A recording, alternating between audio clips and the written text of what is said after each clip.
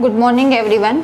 देखो, हमने जो एमएससी फाइनल का हमारा जो टॉपिक अभी जो रनिंग में है वो क्या है, हमने स्टार्ट कर रखा है reduction.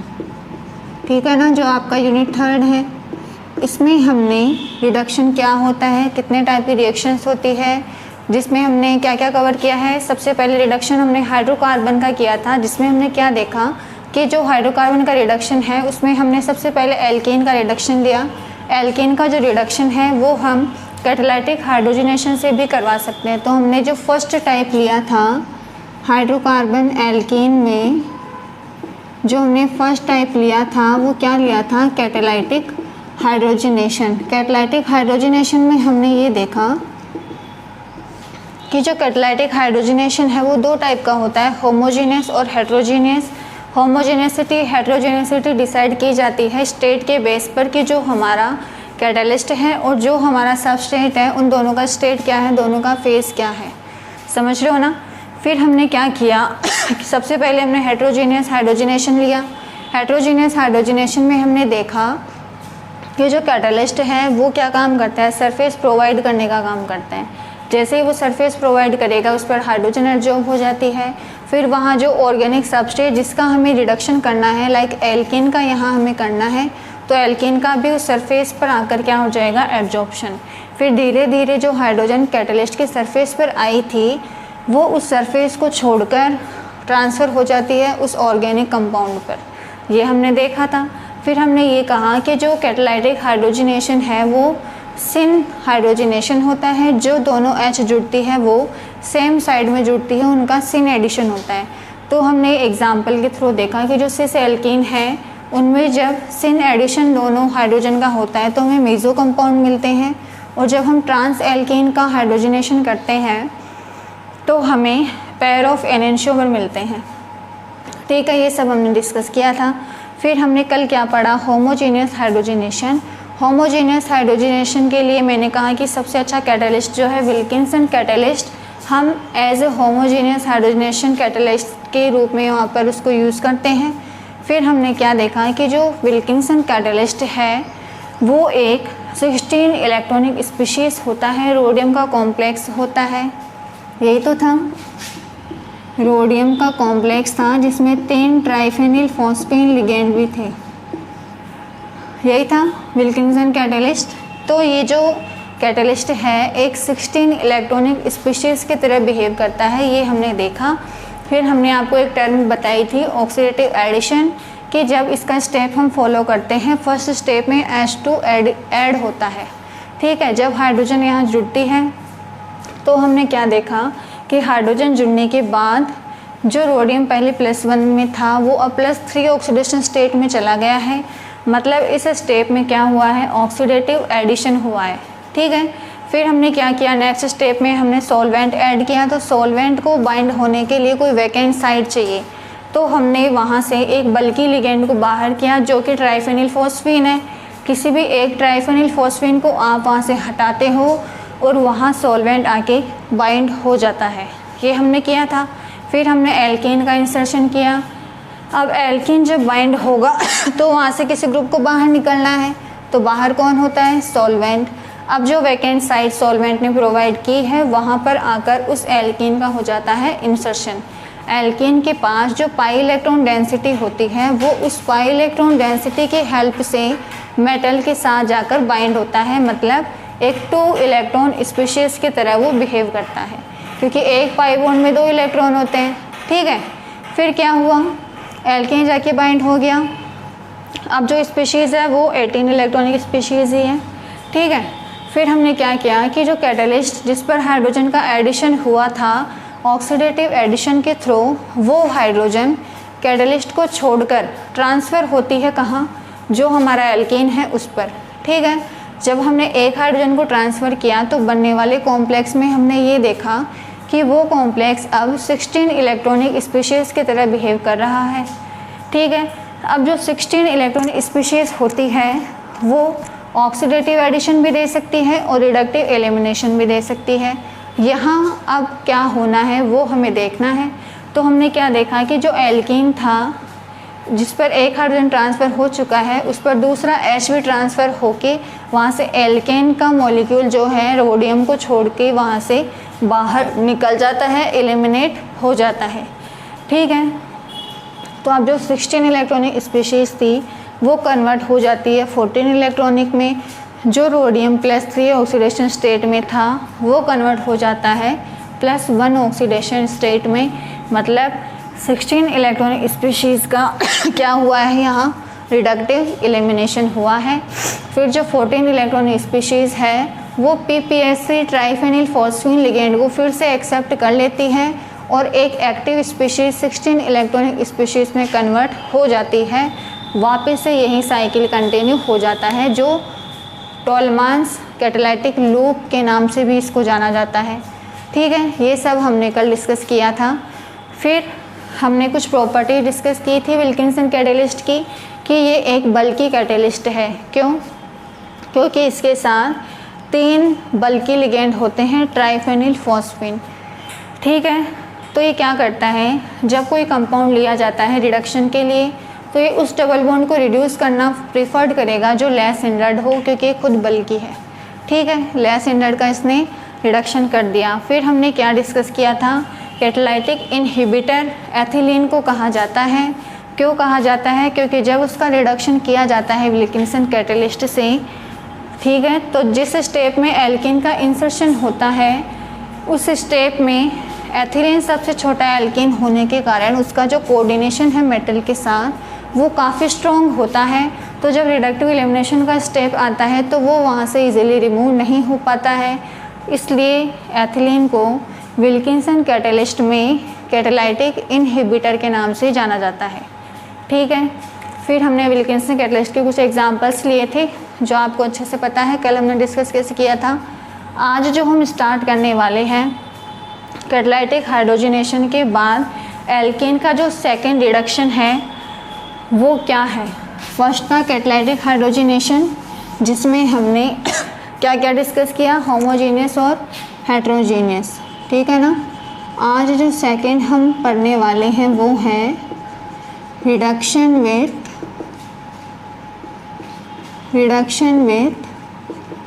First A metals. First A वर्ग की जो मेटल्स होती है सोडियम, लिथियम, पोटेशियम, उनकी हेल्प से हमें रिडक्शन करना है। देखो एग्जाम्पल हम ले रहे हैं यहाँ अल्फा बीटा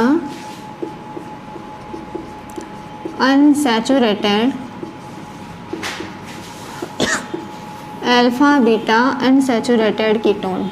ठीक है, इसका मुझे रिडक्शन करना है एल्कली मेटल्स के साथ, सोडियम, लिथियम, पोटेशियम कुछ भी लेंगे, रिडक्शन करना है तो H2 तो जोड़नी ही पड़ेगी। ठीक है, रिडक्शन जब आप करवाओगे तो हमें ये प्रोडक्ट मिलता है कीटोन। मतलब जो अल्फा बीटा बॉन्ड है उसका यहाँ पर क्या होता है, रिडक्शन। अब इसका आप मैकेनिज्म देखो, मैकेनिज्म इसका कैसे होगा। सबसे पहले जो अल्फा बीटा अनसैचुरेटेड कार्बोनिल है उसमें CO बॉन्ड का होता है होमोलाइटिक क्लीवेज। ठीक है, करवा दो, होमोलाइटिक क्लीवेज करवा दिया हमने।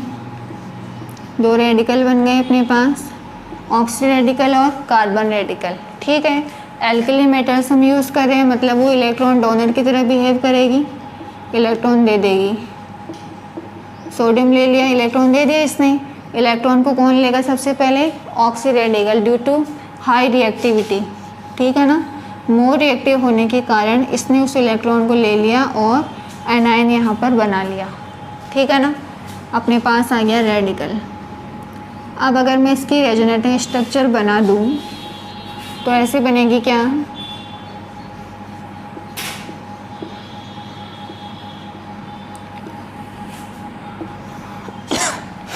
ये बनेगी रेजोनेटिंग स्ट्रक्चर। तो हमने क्या देखा कि यहाँ जो रेडिकल एनाइन है उनमें डिस्टेंस कम है, यहाँ जो रेडिकल एनाइन है उसमें डिस्टेंस ज़्यादा है। तो जहाँ डिस्टेंस ज़्यादा होगी उनमें रिपल्शन भी कम होगा। ठीक है ना, तो वो स्पीशीज़ क्या होगी, मोर प्रिफर्ड होगी, मोर स्टेबल होगी। मतलब ये इसकी डोमिनेटिंग रेजोनेटिंग स्ट्रक्चर होगी। ठीक है, अब हम क्या करेंगे, अब जो हम प्रोटॉन सोर्स लेंगे वो इसको प्रोटॉन दे देगा। जैसे मैंने अल्कोहल लिया एज ए प्रोटॉन सोर्स, तो ये नेगेटिव यहाँ से इस H को ले लेगा और देखो क्या बना लेगा, ये स्पीशीज़ हमें मिल जाएगी, ये मिलने वाला है। अब क्या होगा, अब दूसरा सोडियम या दूसरा एल्किली मेटल आएगा, अब वो अपना इलेक्ट्रॉन देगा, क्योंकि एक सोडियम एक इलेक्ट्रॉन देता है तो यहाँ मुझे दूसरा मोल यूज़ करना पड़ेगा, ठीक है ना। देखो क्या बन जाएगा अपने पास, यहाँ OH था, यहाँ नेगेटिव था। अब देखो यहाँ OH है, अल्कोहल की नेचर में पता है एसिडिक होती है, तो यहाँ से ये इस H को रिमूव कर देगा, क्योंकि यहाँ इसको बेसिक स्पीशीज़ दिख रही है, बेसिक साइड इसको दिख रही है, ठीक है ना। तो यहाँ इस H का क्या हो जाएगा, ट्रांसफ़र, अपने पास ये स्पीशीज़ आ जाएगी। इसने ट्रांसफ़र कर दिया यहाँ नेगेटिव, और यहाँ पर आ गया है H, एक H यहाँ पहले से था, ठीक है। अब आप इसे बाहर से H प्रोवाइड करवा देंगे, हमें ये मिल गया, इनोल फॉर्म है, ठीक है। इनोल फॉर्म है तो टोटोमराइजेशन से ये क्या कर सकता है, अपनी कीटो फॉर्म में चला जाता है।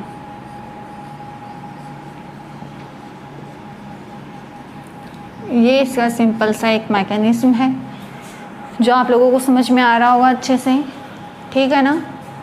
क्या किया है हमने कि सबसे पहले हमने जो alpha beta unsaturated carbonyl compound है उनका होमोलैटिक क्लीवेज किया, तो हमारे पास दो रेडिकल आए, कार्बन रेडिकल और ऑक्सी रेडिकल। तो हमने देखा कि ऑक्सी रेडिकल मोर रिएक्टिव होने के कारण सोडियम से एक इलेक्ट्रॉन को एक्सेप्ट करके एनायन बना लेता है, ठीक है। फिर हमने उसके बनाए रेजोनेटिंग स्ट्रक्चर्स, तो हमने देखा कि इस रेजोनेटिंग स्ट्रक्चर में रेडिकल एनायन में डिस्टेंस कम है तो इनमें रिपल्शन ज़्यादा होता है, और सेकंड वाले में डिस्टेंस ज़्यादा है तो रिपल्शन कम होता है, इसलिए ये वाली डोमिनेटिंग है जो आगे रिएक्शन में भाग लेती है।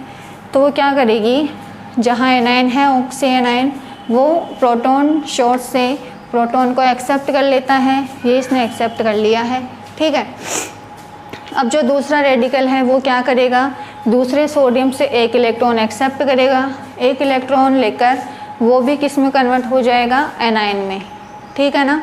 अब हमारे पास ये एनायन आ चुका है, अल्कोहल की नेचर एसिडिक होती है तो ये यहाँ से अपने H+ को निकाल देगा और यहाँ आकर वो H बाइंड हो जाएगा, ठीक है। H बाइंड हो गया है, ऑक्सीजन पे चार्ज आ गया है नेगेटिव, जिसे हम बाहर से H+ प्रोवाइड करवाएंगे तो वो चेंज हो गया इनोल में। अब इनोल टोटोमेरिज्म करते हुए कीटो फॉर्म में आ सकता है, तो वो आ चुका है, ठीक है ना। ये हमने मैकेनिज्म की है, फर्स्ट ए मेटल से हमने रिडक्शन करवाया है, ठीक है ना,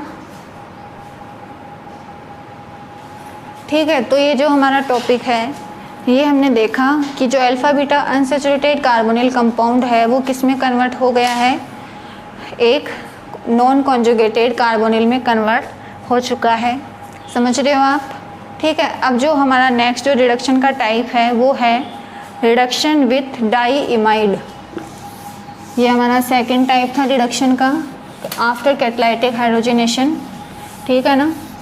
अब जो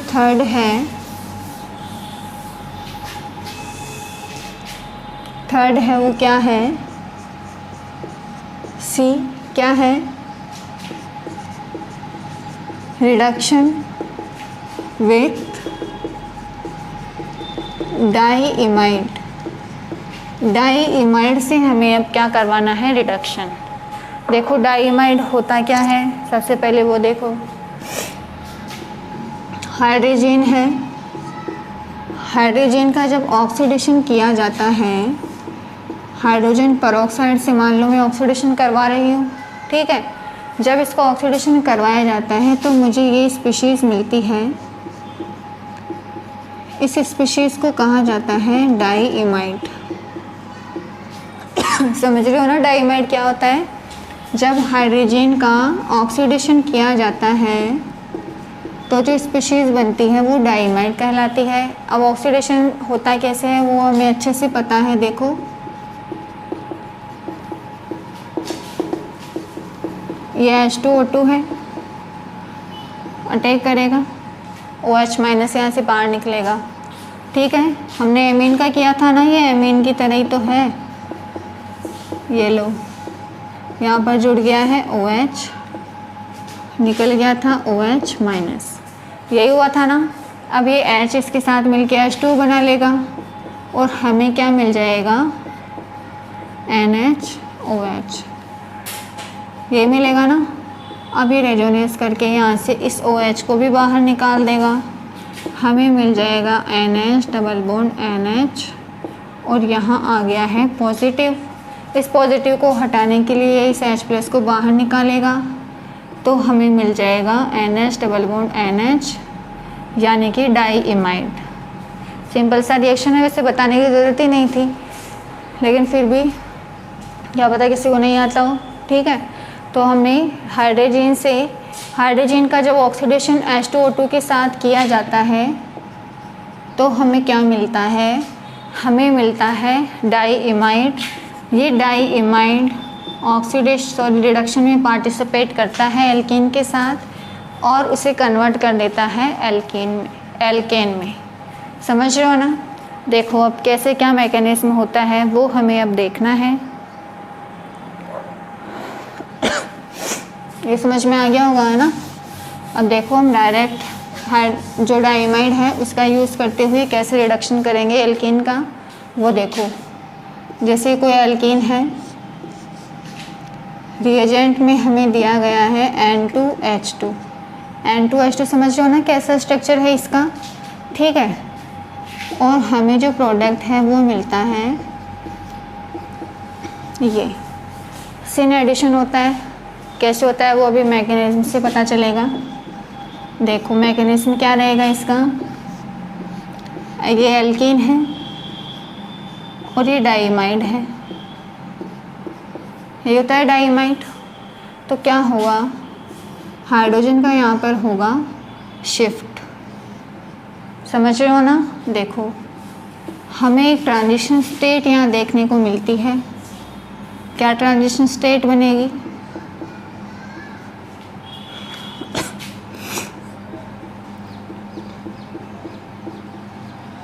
यही बनेगा। या नए बॉन्ड बनेंगे H के साथ और ये जो पुराना बॉन्ड था वो क्या होगा, ब्रेक होगा और यहाँ एक नया बॉन्ड फॉर्मेशन होगा, यही बनने वाला है। तो डाईइमाइड से जब रिडक्शन किया जाता है एल्कीन का तो एक 6 मेंबर्ड ट्रांजिशन स्टेट बनती है। 6 मेंबर्ड ट्रांजिशन स्टेट यहाँ पर बनती है। ठीक है, अब जैसे रिडक्शन हुआ वो रिडक्शन प्रोसीड कर दो। क्या हुआ है, कंसर्टेड स्टेप है, देख रहे हो आप फर्स्ट स्टेप में। तो दोनों जो H है उनका एडिशन कैसा होता है, सिन एडिशन होगा। जब एल्कीन का रिडक्शन डाईइमाइड से किया जाता है तो दोनों हाइड्रोजन का जो एडिशन होता है वो सिन एडिशन होता है। कैसे होता है वो हमने अभी कर लिया है, समझ रहे हो ना। इस तरह से हम डाईइमाइड से एल्कीन का रिडक्शन कर सकते हैं। ठीक है ना। ठीक है, तो ये है डाईइमाइड से रिडक्शन। देखो यहाँ जो हमें ध्यान रखना है वो बस इतना है कि जो एडिशन है दोनों H का वो सिन एडिशन हमें करना है। अब हम कुछ एग्जाम्पल लेंगे, ठीक है ना।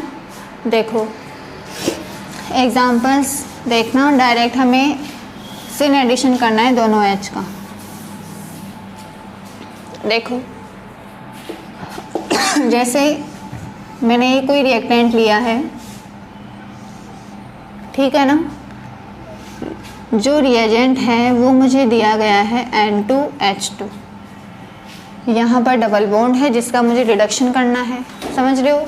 कल भी मैंने ऐसा कंपाउंड लिया था, बाईसाइक्लो कंपाउंड मैंने कल भी यूज़ किया था। उसमें मैंने ये कहा था कि जब तक यहाँ कोई सब्स्टिट्यूएंट ना हो हम एक्सो अटैक करवाते हैं।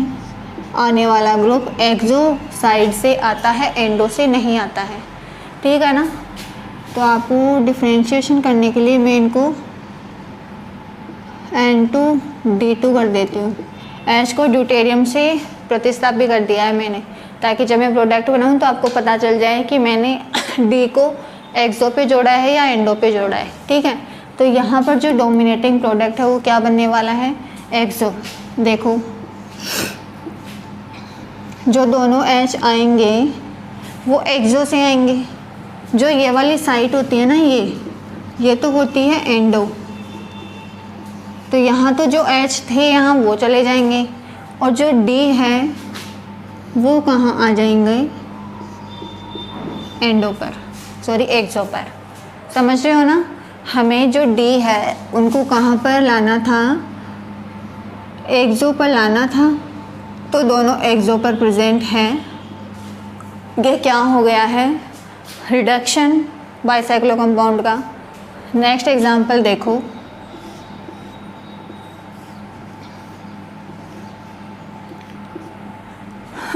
ये कोई कंपाउंड है, यहाँ डबल बॉन्ड है, इसका मुझे रिडक्शन करना है। किससे करना है, ये मान लो, ठीक है, N2H2 डाई इमाइड से मुझे रिडक्शन करना है। आप N2H2 ले लो या फिर आपको जो रिएजेंट है वो ये भी दिया हुआ हो सकता है।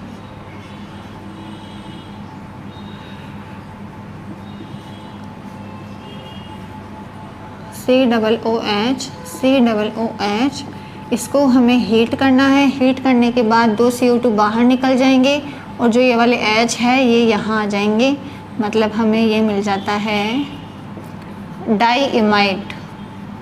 समझ रहे हो ना, ये वाला रिएजेंट भी हमें गिवन हो सकता है, तो इससे भी डाई इमाइड बनता है। ठीक है, तो देखो क्या होगा, सिन एडिशन करवाना है। अब एक्सो पर ये ग्रुप प्रेजेंट है तो एक्सो से तो आएगा नहीं, H कहाँ से आएगा, एंडो से आएगा। तो देखो प्रोडक्ट क्या बना देंगे हम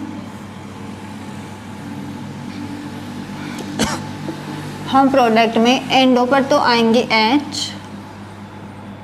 अब ड्यूटेरियम नहीं लिया मैंने, H लिया है, ठीक है ना, और एक्सो पर आ जाएंगे मेथिल। समझ रहे होंगे आप प्रोडक्ट कैसे क्या बना रहे हैं, ठीक है ना। एंडो और एक्सो हमें डिसाइड करना होता है जब हम इस तरह के कंपाउंड्स यूज़ करते हैं, ठीक है ना।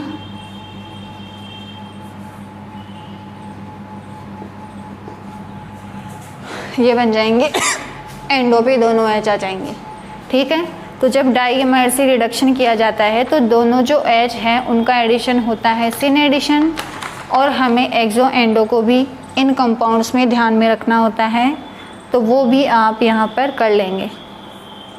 समझ रहे हो ना। अब नेक्स्ट देखो, ये था C रिडक्शन विथ डाईइमाइड। डाईइमाइड से जो रिडक्शन था वो भी हमने कवर कर लिया है, ठीक है ना।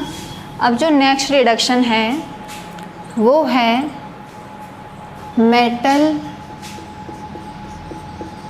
Metal based catalytic reduction.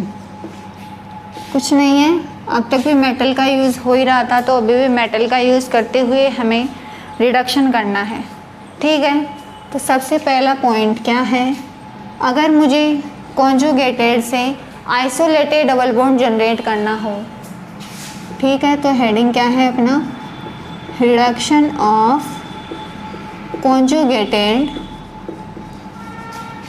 Double bond into isolated conjugated double bond into isolated double bond। समझ रहे हो ना अपना हेडिंग, कॉन्जुगेटेड डबल बॉन्ड से अगर मुझे आइसोलेटेड डबल बॉन्ड जनरेट करना हो तो मैं किस तरह से करूँगी वो हम अभी देखेंगे, ठीक है ना। तो हम एग्जांपल ले लेते हैं, किसका, एल्कीन का ले लेते हैं, एल्कीन का ही हम पढ़ रहे हैं, ठीक है। कॉन्जुगेटेड डबल बॉन्ड है, 1,3 ब्यूटाडाइन है, ठीक है ना, 1,3 ब्यूटाडाइन है जो एक कॉन्जुगेटेड एल्कीन है, कॉन्जुगेटेड डबल बॉन्ड है ना, दोनों कॉन्जुगेशन में है डबल बॉन्ड।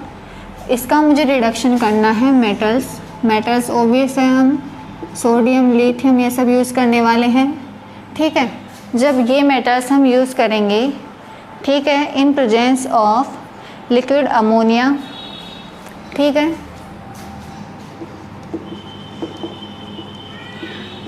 लिक्विड अमोनिया और ये NH4Cl, ये एक हाइड्रोलाइसिस के लिए या H+ डोनर के तौर पर हम इसको यहाँ पर यूज़ करें, ये H+ डोनेट करने का काम करेगा। लिक्विड अमोनिया जो है वो हमने यहाँ पर सॉल्वेंट काम में लिया है, समझ रहे हो ना। तो जो हमें प्रोडक्ट मिलेगा वो क्या मिलेगा, आइसोलेटेड एल्कीन, आइसोलेटेड ओलेफिन बोल दो या एल्कीन बोल दो।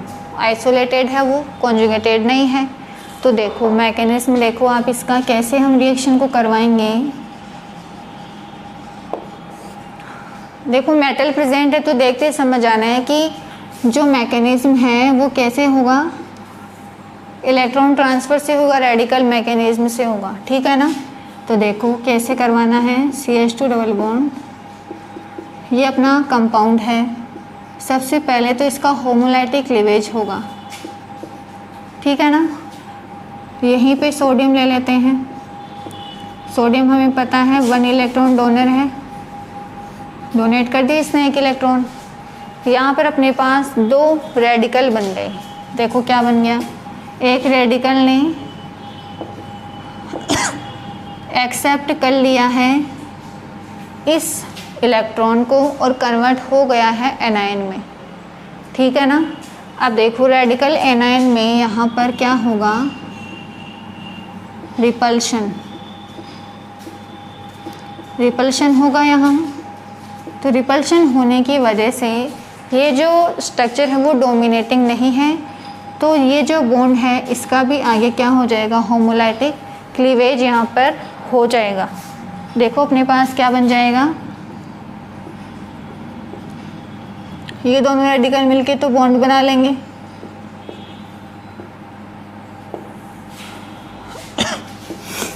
ये स्ट्रक्चर अपने पास आ जाएगी क्या, जब हमने रेजोनेंस करवा दिया है, रेडिकल्स हमने जनरेट कर लिए हैं, तो हमारे पास ये वाली स्पीशीज़ आ जाएगी, ठीक है। अब मैं इस स्पीशीज़ को ऐसे लिख सकती हूँ क्या, देखो C डबल बॉन्ड C, क्योंकि मुझे रेडिकल एनायन को मैक्सिमम डिस्टेंस पर रखना है, इसलिए मैंने इनको सिस ना रख के दोनों को ट्रांस रखा है। समझ रहे हो ये चीज़। अब क्या करना है, अब बस कुछ नहीं करना, हमें प्रोटॉन देना है। जो अमोनियम क्लोराइड है वो यहाँ से एक H रिमूव करेगा, उस H को कौन ले लेगा, CH2 नेगेटिव, कन्वर्ट हो गया CH3 में। और यहाँ जो CH2 रेडिकल है वो क्या करेगा, दूसरा एल्कली मेटल आएगा, इसको देगा इलेक्ट्रॉन। समझ रहे हो ना। अब ये रेडिकल भी कन्वर्ट किस में हो जाएगा, एनायन में। देखो अपने पास क्या बन गया है, यहाँ आ गया है CH2 नेगेटिव, इसे भी NH4Cl आएगा और क्या दे देगा, एक प्रोटॉन, कन्वर्ट कर देगा इसमें। ये चीज़ आप समझ रहे हो क्या, क्या किया है मैंने, जो कॉन्जुगेटेड डबल बॉन्ड था उससे मैंने आइसोलेटेड डबल बॉन्ड को जनरेट किया है, ठीक है ना। जो लास्ट स्टेप है वो शायद दिख नहीं रहा है, किस तरह से बना देंगे, देखो इधर C double bond C H H CH3 और ये भी है CH3, ऐसे ही बनेगा ना। तो ये आपका प्रोडक्ट है।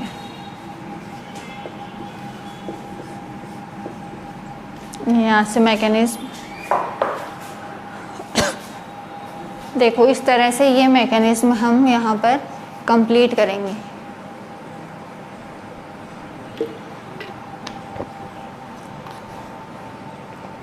सब कुछ अच्छे से दिख रहा है, अच्छे से क्लियर हो रहा होगा, है ना। इस तरह से हम बना लेंगे, ठीक है। अब देखो क्या करते हैं हम, अगर मुझे आइसोलेटेड डबल बॉन्ड का रिडक्शन करना हो, ये तो क्लियर हो गया होगा, है ना, कुछ नहीं था, सिंपल सा था। देखो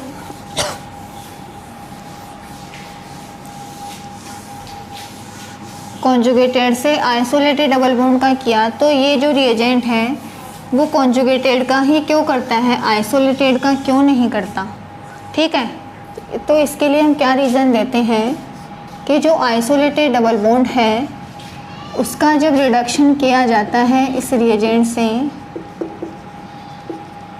ठीक है, तो इस रिएक्शन में जो इंटरमीडिएट स्टेट है वो रेडिकल एनायन बनता है, यही बनता है ना, रेडिकल एनायन बनता है। और रेडिकल एनायन में जो रिपल्शन है, ठीक है ना, इस रिपल्शन की वजह से क्या होता है, जो पोटेंशियल एनर्जी है इस डबल बॉन्ड की वो इंक्रीज हो जाती है और स्टेबिलिटी डिक्रीज हो जाती है। रिपल्शन की वजह से ये सिस्टम स्टेबल नहीं रहेगा, स्टेबल ही नहीं रहेगा तो ये क्यों करेगा ऐसा काम जहाँ इसको स्टेबिलिटी नहीं मिले, ठीक है ना। इसलिए ये जो रिएजेंट है वो कभी भी आइसोलेटेड डबल बॉन्ड का रिडक्शन नहीं करता है, समझ गए होंगे आप, ठीक है ना। अब देखो नेक्स्ट अपना जो हेडिंग है वो है birch reduction, it's very important, birch reduction.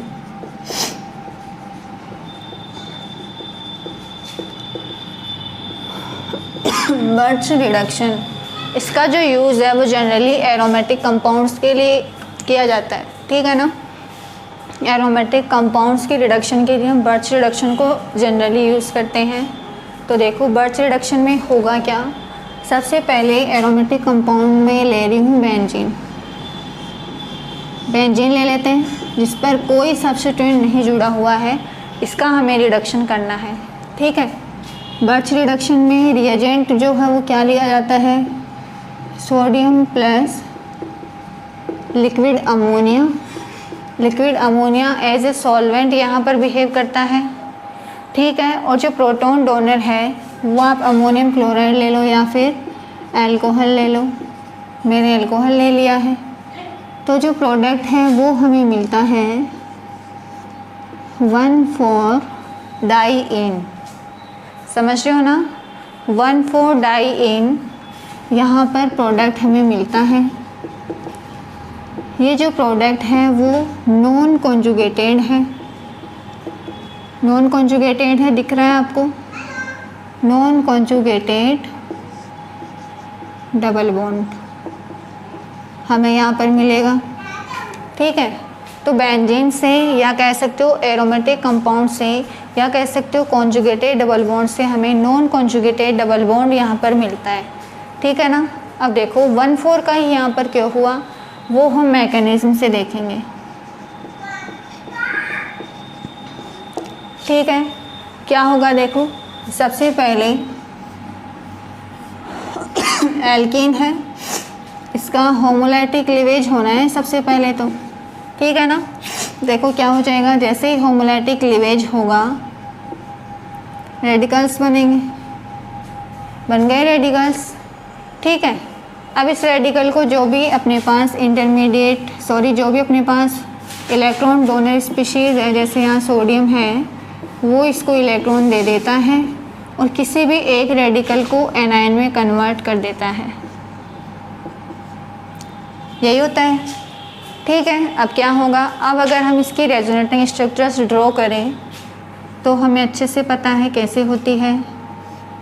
क्या होगा देखो, यहाँ डबल बॉन्ड, यहाँ नेगेटिव और यहाँ रेडिकल, ठीक है। एक और बना दो, क्या बन जाएगा, यहाँ एनायन, यहाँ डबल बॉन्ड और यहाँ रेडिकल, ये जो है इसके रेजोनेटिंग स्ट्रक्चर्स हैं। ये 3 यहाँ पर अनुनादी संरचनाएं आपको मिलेंगी, समझ रहे हो ना। अब ये बनने के बाद हमें क्या करना है, हमें ये देखना है कि जो रेडिकल एनाइन है वो कौन सा स्टेबल है। तो इसमें और इसमें अगर आप देखोगे तो दोनों सिमेट्रिकल है, दोनों ही एक दूसरे के ऑर्थो है, मतलब यहाँ रिपल्शन मैक्सिमम होगा। तो ये दोनों तो लेस प्रिफर्ड है।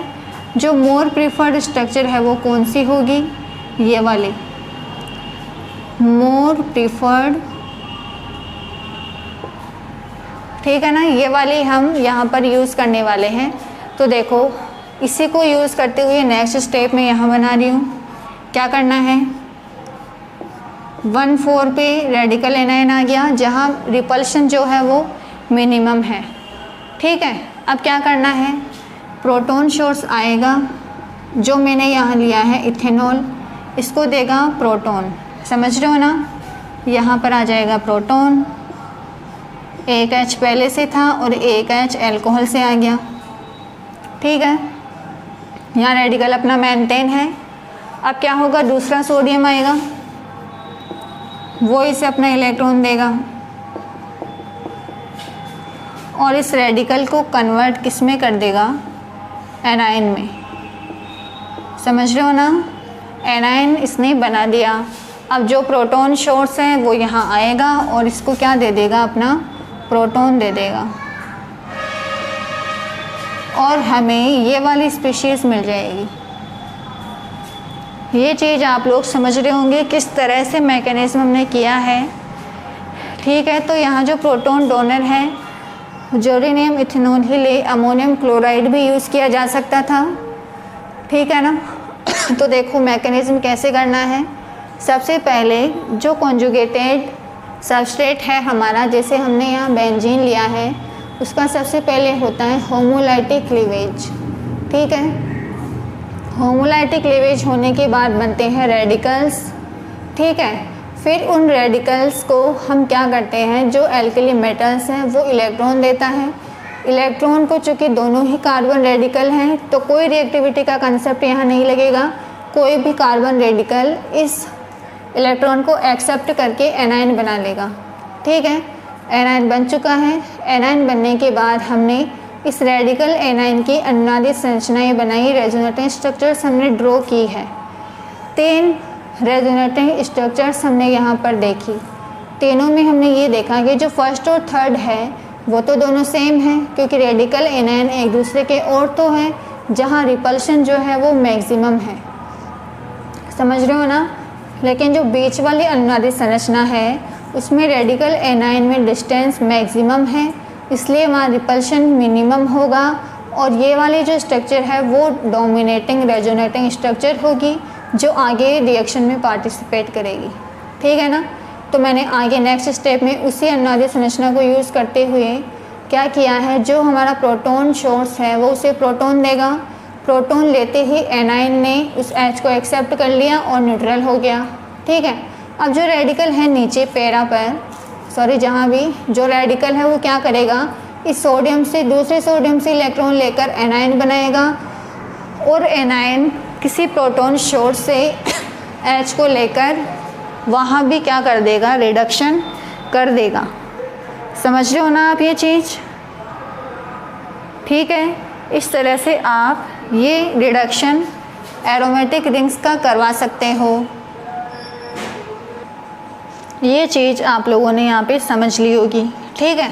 अब हम इसको इरेज करते हैं। अब हम क्या देखेंगे कि अगर हमारे पास एरोमेटिक कंपाउंड अलग अलग टाइप के हो, लाइक यहाँ तो कोई सब्स्टिट्यूएंट जुड़ा हुआ नहीं था, ठीक है, ये तो सिंपल एरोमेटिक रिंग थी।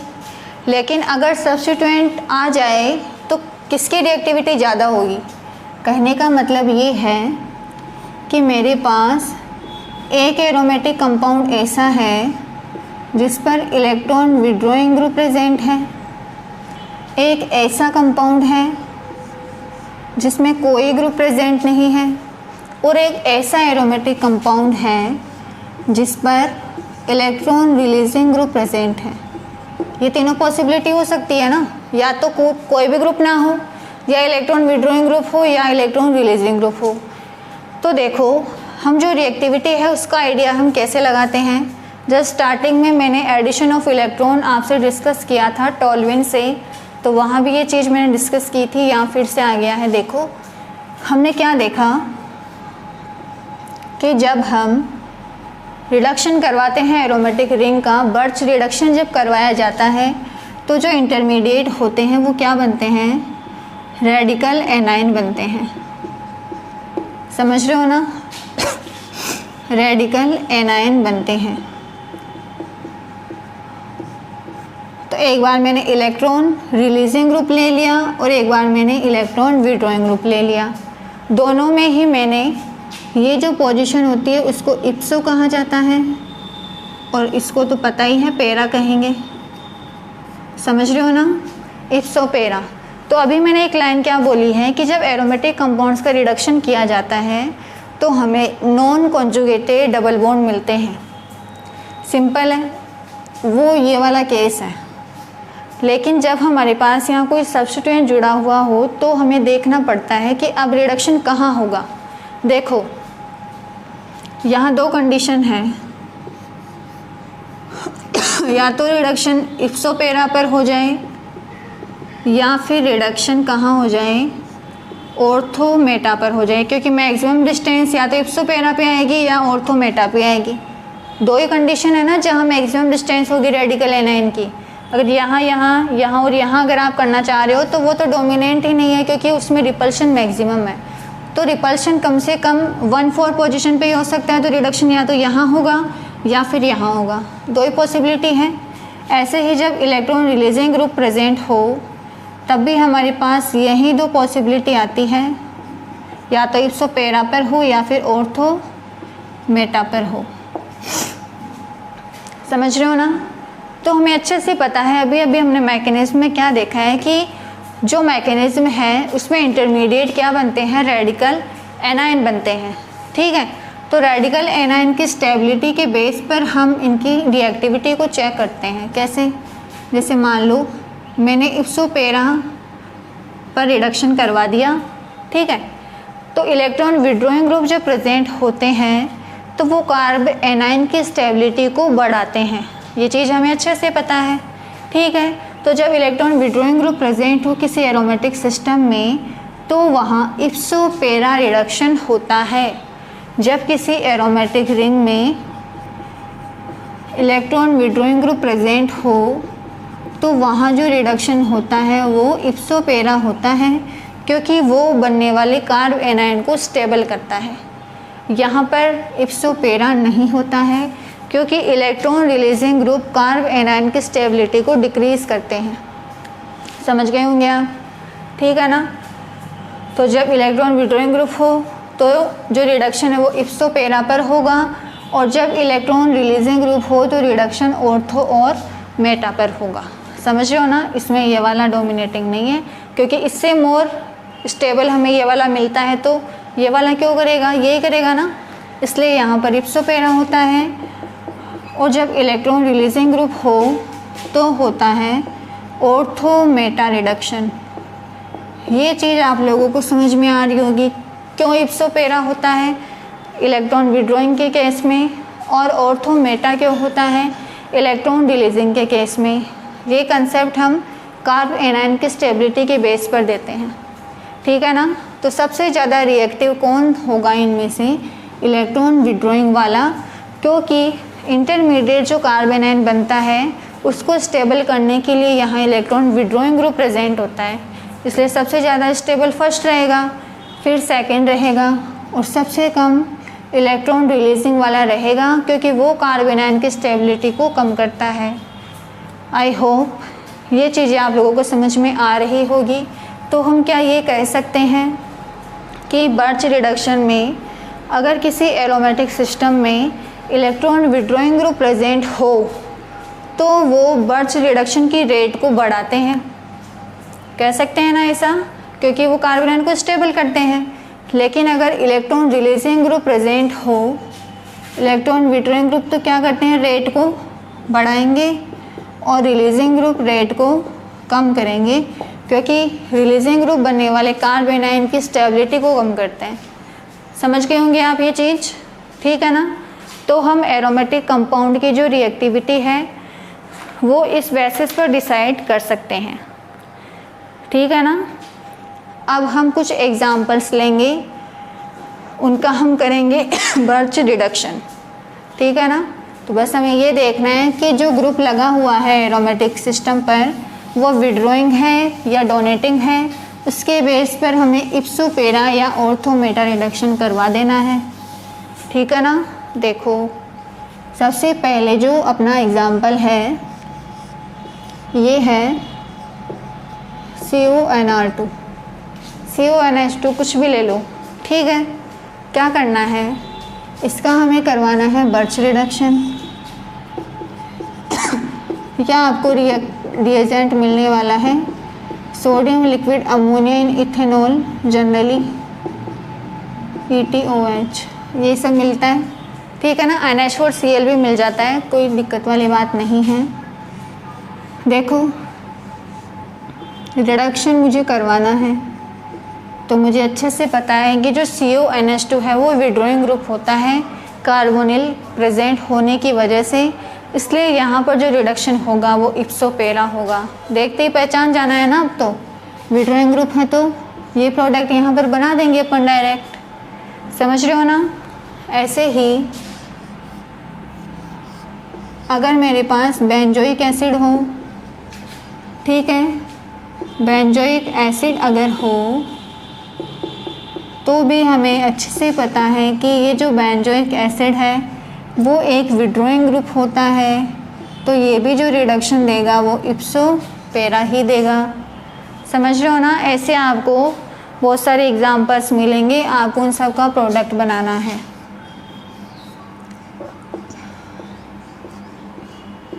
बना देती हूँ मैं, आप लोग इतनी देर में अज्यूम करना कि प्रोडक्ट क्या बनाना है, ठीक है ना। एक मेथिल यहाँ है और एक यहाँ है, इसका आपको करना है बर्च रिडक्शन, समझ रहे हो। नेक्स्ट इधर बना देते हैं,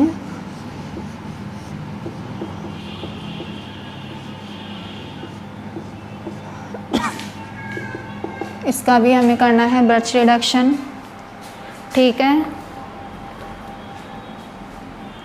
नेक्स्ट एग्जांपल, ये जो ग्रुप है वो टर्शरी ब्यूटिल है, समझ में आ रहा होगा, ठीक है ना। 3 मेथिल जुड़े हुए हैं, इसका भी हमें रिडक्शन करना है। आप लोग आइडिया लगा लो अपने अकॉर्डिंग क्या प्रोडक्ट होना चाहिए, फिर अभी मैं बना देती हूँ। इसका हमें करना है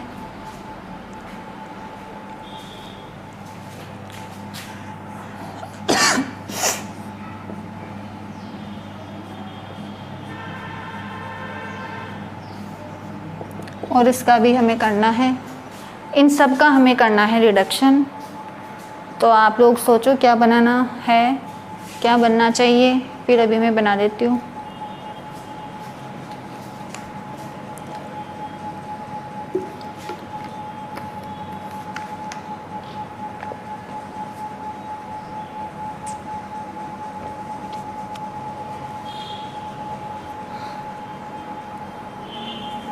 देखो आप लोगों ने क्या डिसाइड किया होगा, ये इलेक्ट्रॉन रिलीजिंग ग्रुप है, मतलब ऑर्थो मेटा रिडक्शन कर दो।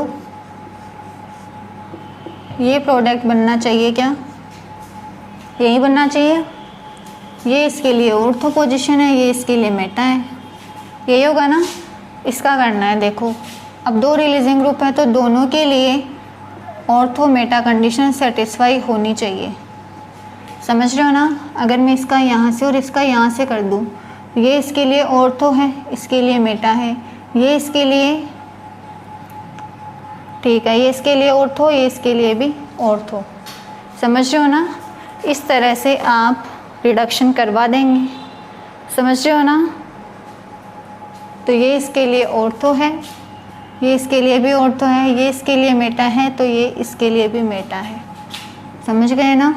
दोनों रिलीजिंग ग्रुप के लिए ऑर्थो मेटा रिडक्शन हो गया यहाँ पर। उधर वाला देखो, इसका आपने कैसे किया होगा, विड्रॉइंग ग्रुप है, यहाँ तो इसका रिडक्शन करना ही करना है। रिलीजिंग ग्रुप का चेक कर लो, यहाँ इसके लिए ऑर्थो है, यहाँ इसके लिए मेटा है। इसके लिए ऑर्थो मेटा हो रहा है, इसके लिए इप्सो पेरा हो रहा है। एकदम राइट आंसर होगा ये, ठीक है। रिलीजिंग ग्रुप के लिए जो रिडक्शन है वो है यहाँ पर ऑर्थो मेटा, और विड्रॉइंग ग्रुप के लिए जो रिडक्शन है वो क्या है यहाँ पर इप्सो पेरा। समझ रहे हो ना? ये रिलीजिंग ग्रुप है ना, तो इसके लिए ये ऑर्थो रिडक्शन है और ये वाला ऑर्थो मेटा, ये मेटा रिडक्शन है। अगर विड्रॉइंग ग्रुप को देखें तो ये इप्सो और ये पेरा दोनों को सेटिस्फाई कर रहे हैं ये, ठीक है। अब हमें इसका करना है, इसमें दोनों ही क्या है रिलीजिंग ग्रुप है। कैसे करेंगे? देखो देखिए ये वाला सही होगा क्या? ये वाला सही होगा क्या? बिल्कुल सही होगा। ये इसके लिए ऑर्थो है, इसके लिए ये ऑर्थो है, ये मेटा है। ऐसे इसके लिए ये ऑर्थो है और ये मेटा है, बिल्कुल सही है। दोनों के लिए ऑर्थो मेटा रिडक्शन हो रहा है क्योंकि दोनों ही इलेक्ट्रॉन रिलीजिंग ग्रुप है। समझ रहे हो ना जो मैं बता रही हूँ, ठीक है। अब ये वाला एग्जाम्पल देखो, दोनों ही रिलीजिंग ग्रुप है, तो रिडक्शन क्या ऐसे कर दूँ? क्या ये रिडक्शन सही होगा इनके लिए? जब हम करवाएंगे तो बिल्कुल सही होगा। क्यों होगा? देखो जरूरी थोड़ी है दोनों के लिए ऑर्थो मेटा रिडक्शन पॉसिबल हो। जब एक से ज़्यादा अपने पास रिलीजिंग या विड्रॉइंग ग्रुप हो तो दोनों की सेम कंडीशन सेटिस्फाई हो, ऐसा ज़रूरी नहीं है, ठीक है ना। तो देखो क्या होगा, अगर मैं यहाँ इसको देखूँ तो ये इसके लिए ऑर्थो है, ये इसके लिए मेटा है, मतलब इसका तो ऑर्थो मेटा रिडक्शन हो रहा है लेकिन इसका सिर्फ ऑर्थो हो रहा है, तो कोई बात नहीं, हो तो ऑर्थो मेटा ही रहा है ना, इप्सो पेरा तो नहीं हो रहा।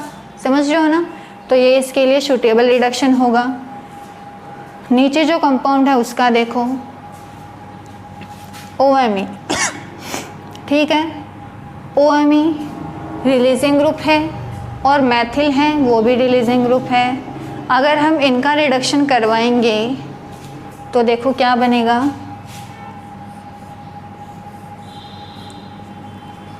ये OMe आ गया और ये मैथिल आ गया।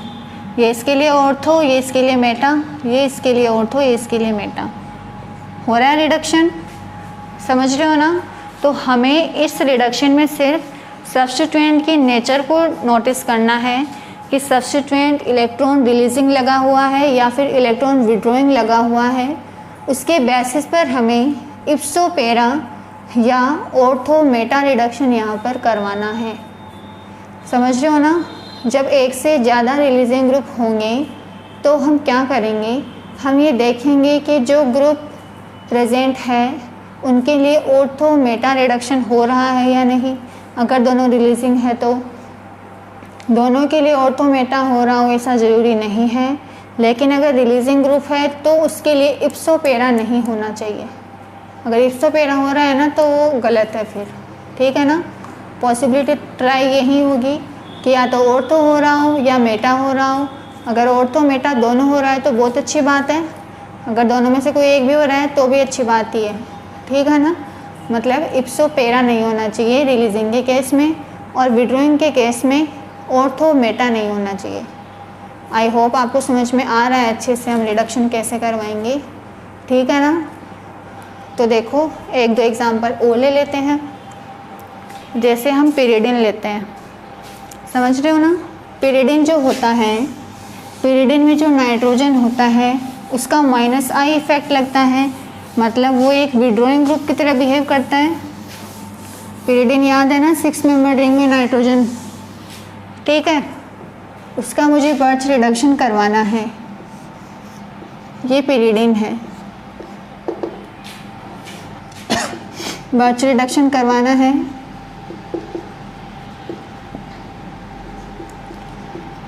ये एक विड्रॉइंग ग्रुप की तरह बिहेव करता है क्योंकि यहाँ इसका -I लगता है, तो बस इप्सो पेरा रिडक्शन करवा दो। एक H यहाँ जाएगा और एक H यहाँ जाएगा, हो गया इप्सो पेरा रिडक्शन। समझ गए ना कैसे हमें रिडक्शन करवा देना होता है। नेक्स्ट एग्जाम्पल ये देख लो,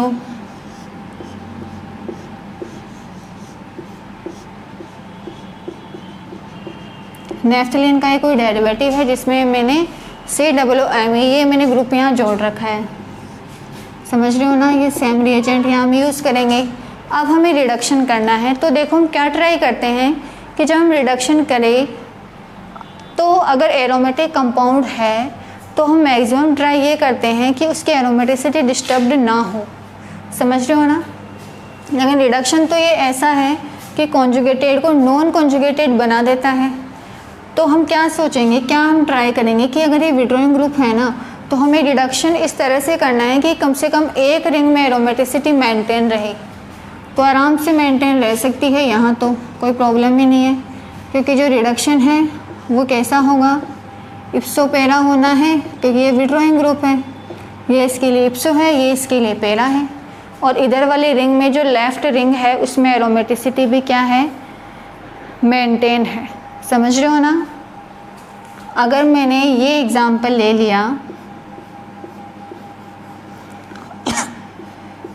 यहाँ OMe जुड़ा हुआ है। OMe तो एक रिलीजिंग ग्रुप होता है, ठीक है। अब रिलीजिंग ग्रुप के लिए रिडक्शन तो ऑर्थो मेटा होना चाहिए। तो ऑर्थो और मेटा कब होगा, जब मैं इस तरह से रिडक्शन करवा दूँ। तो क्या OMe के लिए ऑर्थो मेटा हो जाएगा, बिल्कुल हो जाएगा। OMe के लिए एक पोजीशन ऑर्थो है और एक मेटा है, तो ऑर्थो मेटा रिडक्शन हो गया, समझ रहे हो ना। तो इस तरह से आप एरोमेटिक कंपाउंड्स का जो है रिडक्शन बर्च रिडक्शन से करवा सकते हो। एक और एग्जांपल देख लो, ये OMe है और ये Me है, इसका हमें बर्च रिडक्शन करवाना है। तो हम कैसे करवाएंगे, कैसे करवा देंगे, देखो अगर मैं ऐसे बना दूं तो क्या ये गलत है, ऐसे बना दूं तो क्या ये गलत होगा क्या, बिल्कुल भी नहीं होगा भाई, बिल्कुल सही है ये। तो देखो ये इसके लिए ऑर्थो है, ये इसके लिए मेटा है, इसके लिए सेटिस्फाई हो रहा है, ये इसके लिए ऑर्थो है, ये इसके लिए मेटा है। कहाँ दिक्कत है, दोनों रिलीजिंग ग्रुप है, दोनों के लिए ऑर्थो मेटा रिडक्शन हो रहा है, समझ गए ना आप कैसे हमें रिडक्शन करवाना है, ठीक है ना।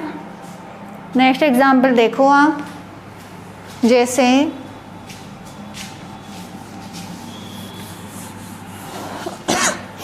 ये कंपाउंड है और यहाँ मेरे पास मिथॉक्सी ग्रुप जुड़ा हुआ है, ठीक है ना। अब मुझे करवाना है ऑर्थो मेटा रिडक्शन, समझ रहे हो ना।